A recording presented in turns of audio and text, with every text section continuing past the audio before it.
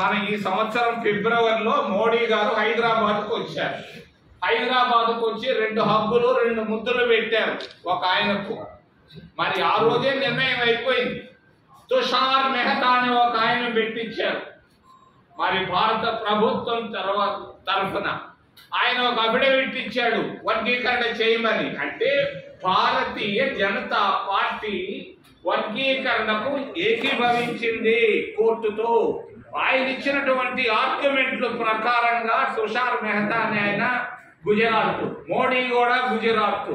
మరి మోడీ గారి సూచనలతో భారత ప్రభుత్వం తరఫున సొలిసిటర్ జనరల్ గా తుషార్ మెహతా ఆయన ఇచ్చినటువంటి ఆర్గ్యుమెంట్లను 7 సభ్యులు ఉన్నటువంటి ధర్మాసనం ముద్ర వేసింది.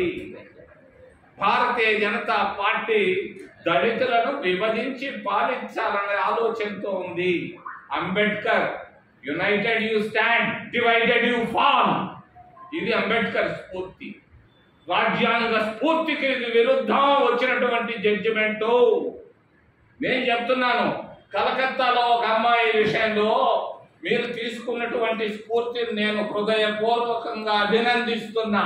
కోర్టుని, త్రిసభ్య బెంచ్ని, మరి 7 కూడినటువంటి సభ్యులు కూడా సుయోమోటోగా తీసుకొని వెంటనే మీరు ఇచ్చినటువంటి తీర్పుని ఉపసంహరించమని నేను డిమాండ్ చేస్తున్నాను భారతదేశ 140 కోట్ల మంది ప్రజల తరఫున. ఎందుకు?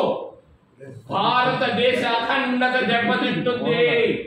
ఇది పండోరాస్ బాక్స్. దీనికి జోలి పోవడం. మహాత్మా గాంధీ మహా తెలివిగలవాడు.